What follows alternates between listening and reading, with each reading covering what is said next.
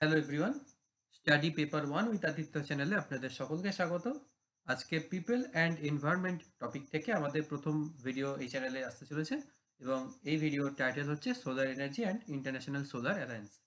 তো renewable energy এই টপিকের একটা ভাইটাল পার্ট এবং এই টপিকে আমরা ভবিষ্যতে পরবর্তী ভিডিওগুলোতে উইন্ড এনার্জি, হাইড্রো এনার্জি এবং আরও বিভিন্ন প্রকার রিনিউয়েবল এনার্জি সোর্স এবং কেন থার্মাল পাওয়ার বা কোল বেসড থার্মাল পাওয়ার বা ফসিল ফুয়েল বেসড থার্মাল পাওয়ারের সমস্যাটা কি, কি?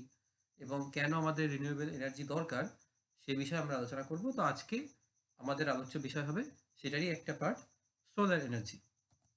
তো আমাদের যে তাপবিদ্যুৎ তৈরি হয় কয়লা থেকে, সেটা একটা জীবাশ্ম জ্বালানি বা ফসিল ফুয়েল। সেটা একটা দিন শেষ হয়ে আসবে, আমরা জানি সেটা।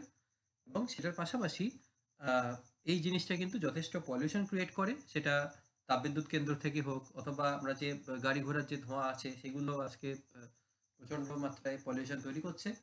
তো সেইটার জন্য একটা রিনিউয়েবল এনার্জি সোর্স আমাদের প্রয়োজন।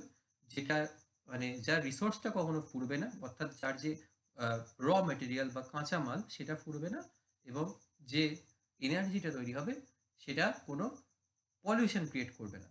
এটা পলিউশন লেস বা লেস পলিউশন আ হবে এমন এনার্জি সোর্স আমাদের প্রয়োজন। তো তারই মধ্যে আজকে আমরা আলোচনা করব সোলার পাওয়ার নিয়ে। ইন্ডিয়াতে সোলার পাওয়ার একটা অত্যন্ত ভাইটাল বিষয়। ইন্ডিয়াতে কর্ণাটক টোটাল সোলার পাওয়ারের 24% উৎপাদন করে।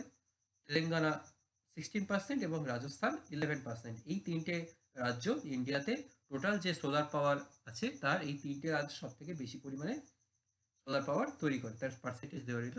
এবং ইন্ডিয়াতে national institute of solar energy অবস্থিত গুরগাঁওতে।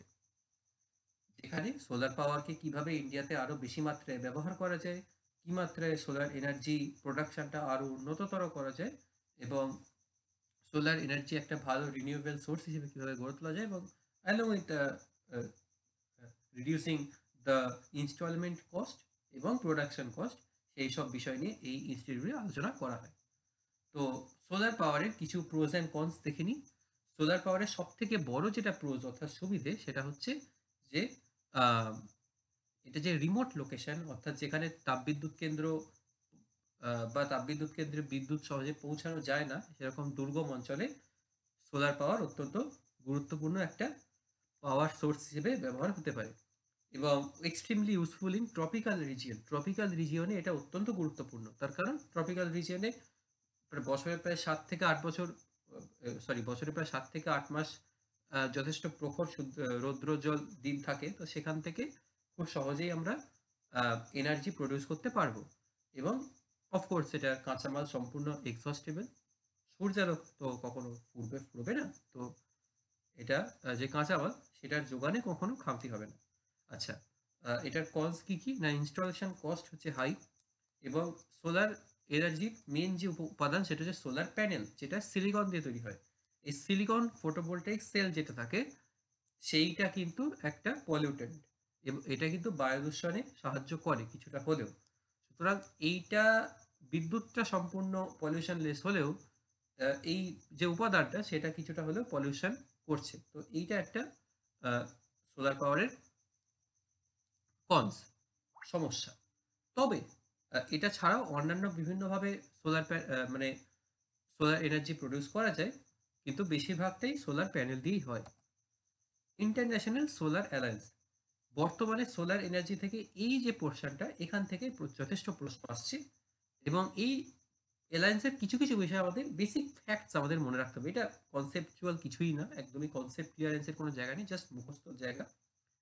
ইন্ডিয়া বর্তমানে টোটাল যে এনার্জি প্রডিউস হয় তার 18.5% সোলার এনার্জি থেকেই আসে। তো সেইটা মাথায় রেখে ইন্ডিয়া এবং ফ্রান্সের মধ্যে একটা যৌথ চুক্তি স্বাক্ষরিত হয় ২০১৬ নাগাদ এবং পরবর্তীকালে এই চুক্তিতে ১২১ টা দেশ যোগ দেয় এবং তৈরি হয় ইন্টারন্যাশনাল সোলার অ্যালায়েন্স, আন্তর্জাতিক সৌর চুক্তি। এটার যে প্রথম সামিট সেটা অনুষ্ঠিত হয় নিউ দিল্লিতে ১১ই মার্চ ২০১৮ নাগাদ। এবার এই যে ১২১ টা দেশের কথা বললাম, এই ১২১ টা দেশের মধ্যে ম্যাক্সিমাম দেশ যারা অ্যাকচুয়ালি সোলার এনার্জি প্রডিউস করবে তাদের একটা স্পেসিফিক জিওগ্রাফিক্যাল লোকেশন আছে। সেই স্পেসিফিক জিওগ্রাফিক্যাল লোকেশনটা হচ্ছে ট্রপিক অফ ক্যান্সার এবং ট্রপিক অফ ক্যাপ্রিকর্ন। এবং এটার যে মেন গোল যেটা সেটা হচ্ছে 2030 মধ্যে 1 টেরাওয়াট যে বিদ্যুৎ সেটা প্রডিউস করা এবং অন্যান্য যে সমস্ত দেশ আছে সেগুলোকেও সোলার এনার্জি তৈরিতে এনকারেজ করা এবং অফকোর্স ফ্রেঞ্চ ডেভেলপমেন্ট এজেন্সি এই প্রজেক্টের পিছনে 300 মিলিয়ন ইউরো 5 বছরের জন্য প্রদান করেছে, যেহেতু ফ্রান্সের সাথে ইন্ডিয়ার মূলত চুক্তিটা হয়েছে। তো আজকের ভিডিও এইটুকুই।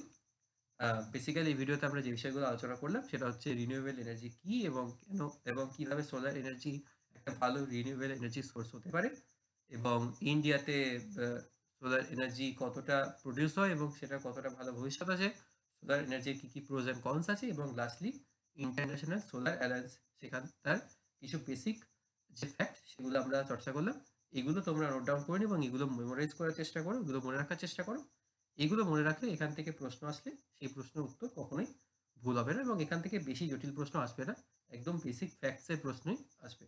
তো আজকের ভিডিও এই পর্যন্তই। ভিডিও ভালো লেগে থাকলে ভিডিওটা লাইক করে দিও, চ্যানেলে প্রথম ভিউয়ার হলে চ্যানেলটা সাবস্ক্রাইব করে দিও এবং অফকোর্স তোমাদের চেনা পরিচিত যারা নেটের প্রিপারেশন দিচ্ছে তাদের মধ্যে ভিডিওটা শেয়ার করে দিও, কারণ বাংলা ভাষায় সব থেকে সহজভাবে পেপার ওয়ানের বিষয়গুলোকে উপস্থাপিত করার জন্যই আমি এই চ্যানেলটা তৈরি করেছি।